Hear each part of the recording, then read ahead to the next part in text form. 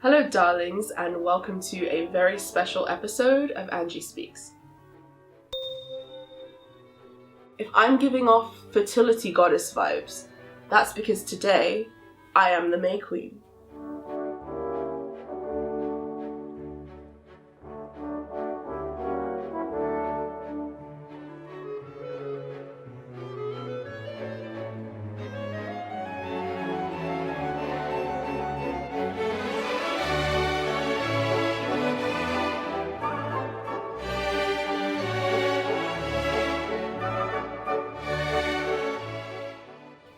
So sit back, relax, and allow me to take you on a wonderful journey through the pagan and anti-capitalist history of May Day.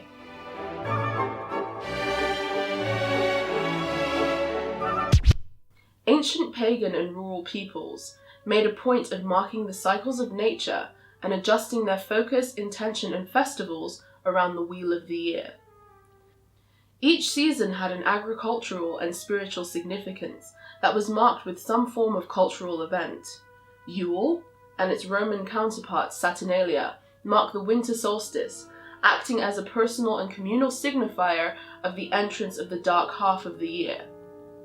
Festivities around this time reminded adherents to focus their energies within their homes, spread joy and merriment, and keep hope alive in the face of the darkness and brutality of winter. Feasts, orgies, communal singing, and the lighting of candles signified hope in the face of darkness. Our ancient ancestors were deeply tethered to the earth, and they organized their labor and their communities around its natural rhythms. During specific times of the year, labor was discarded in favor of fun, frivolity, and excess. Rites of spring were focused on celebrating the end of winter, the fertility of the earth, and the emergence of new life and vegetation. There were festivals like the Roman Floralia or the Celtic Beltane, festivals where people decorated their homes with blossoms and decorated their bodies with wildflowers in order to invite the energies of the season into their lives and experience the renewal of the earth on a personal and communal level. Our early ancestors saw this as a time to let loose and indulge. The season brought with it a potent erotic energy, and the myths and folklore surrounding these festivals usually centered on a fertility goddess, combining in sexual union with a male god in order to bring new life into the world. The May Queen and the Green Man, the Celtic Earth Goddess and the Horned God, the Corn King and the Spring Queen, all different personifications of the polar energies within nature. The imagery summoned by these occasions was in fact deeply, deeply erotic. For example, the maypole, which represented the phallus or the male principle of nature. The maidens that danced around the pole represented the goddess taking her mate. All very, very hot stuff if you ask me. The phallic symbol. That is correct. It is the image of the penis.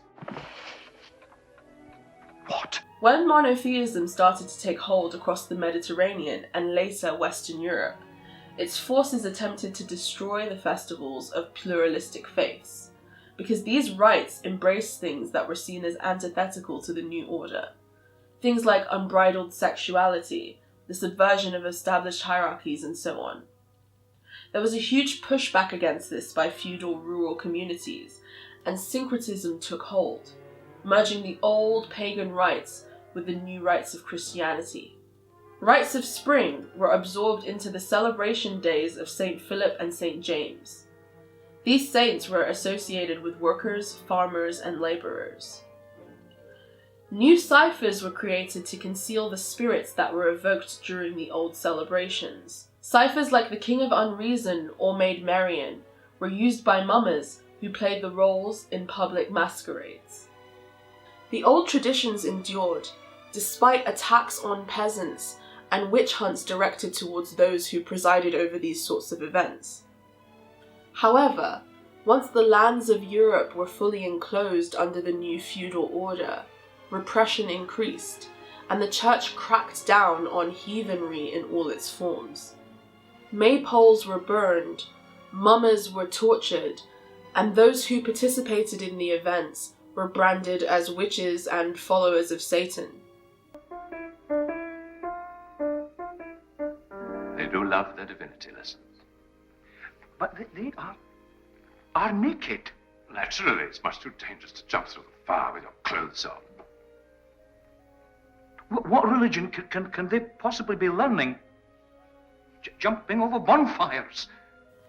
The repression continued through the 15th, 16th and 17th centuries, causing the traditions to be all but lost until they found a new home in America. The English Puritans outlawed May Day in 1644, but this was a difficult law to enforce in a place as large as the United States. Colonist Thomas Morton, an English lawyer and social reformer, founded the colony of Marymount, Massachusetts. Thomas Morton was a free thinker for his time, and he was famed for saying that he found infidels more full of humanity and kindness than Christians. His colony at Marymount defied the norms of the day, as Thomas and his followers embraced a more egalitarian structure to their community. Morton freed servants, took in runaways, armed Native Americans, and took a deep interest in their spirituality and folklore. He fell deeply, deeply in love with the fertility and beauty of the land, and tried his best to encourage his following to live in harmony with nature. The way of life at Marymount was deeply at odds with the social mores of the Puritan authorities, and soon suspicion began to take hold. In 1626, Morton and his followers brought back the May Day festivities of old and erected a giant maypole in the center of the settlement.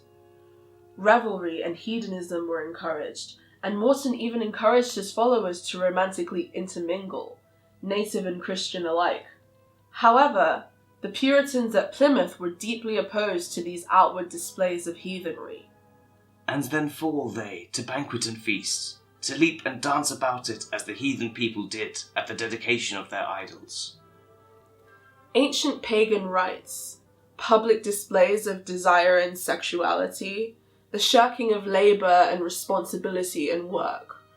All these things brought down the wrath of the Puritan settlers, and Marymount was quickly stamped out. The maypole was destroyed, and Thomas Morton was exiled back to England.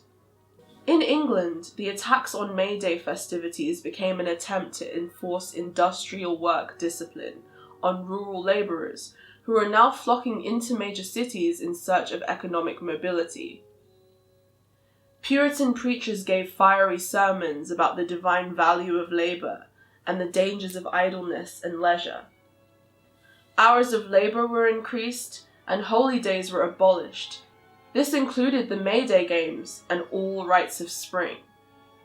The ruling class looked down on these celebrations because they were associated with working class people, and that was synonymous with debauchery and sin.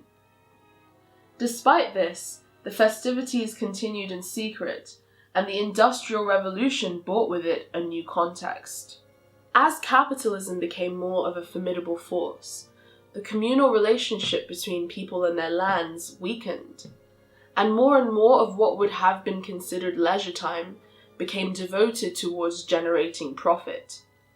The idea of freedom and hedonistic self-expression became less and less of a conscious aim in the minds of workers, but there were certain workers who kept the tradition alive as an act of rebellion against the new and emerging forces of capital. May Day became synonymous with the spirit of revolution. The day continued to be celebrated in America within workers' unions, including the IWW.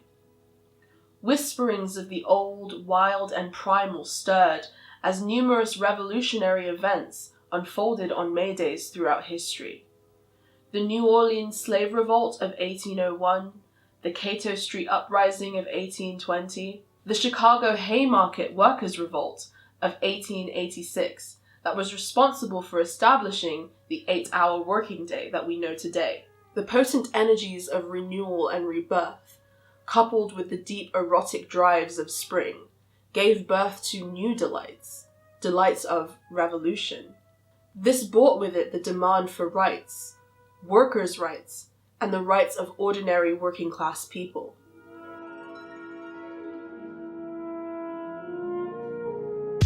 The spirits of spring care not for the conventions of civilization or the morality of human beings. These potent primal forces and drives are the very essence of reproduction and transformation made manifest. We see these energies at play in the natural world and in ourselves during this time of year. The urge to relax, the urge to indulge, the urge to shirk work and responsibility. Drives that are deeply at odds with our highly mechanized capitalist society. Capitalism divorces us from the natural world and the natural rhythms of life and the universe, leaving us in an untethered state. Without communal rites and festivals, the forces of capitalism easily colonize our leisure time and direct our erotic urges towards consumption and empty diversion. When we stop to mark the seasons and direct the energy of our lives towards these natural rhythms, it poses a huge threat to capitalism. Capitalism is a force that demands we ignore these natural rhythms in order to generate profit for those who own and control the means of production.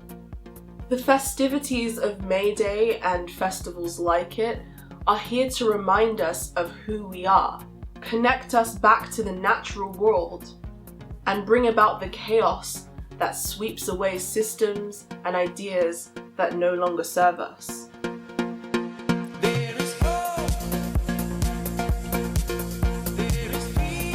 Spring is an insurrection. Like seeds that burst, it punctures the surface of the misery of winter and whispers promises of new life and fresh ground.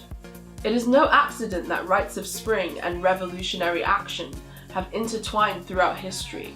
Like lovers, they entangle in ecstasy and unleash potential. Rites of spring and the desire for personal and communal renewal during this time of year still continue into the modern world, as each of us harbors a tiny piece of resistance in our hearts. The desire to defy authority, shatter illusions, reclaim leisure, and fight for freedom.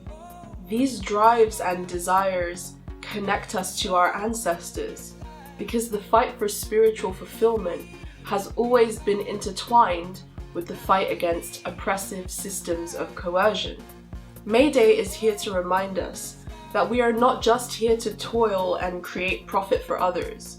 We are here to enjoy the fullness of life and taste all of the ecstasies that it has to offer. May the energies of this season remind you of who you are, light a fire in your heart, and stir the seeds of revolution.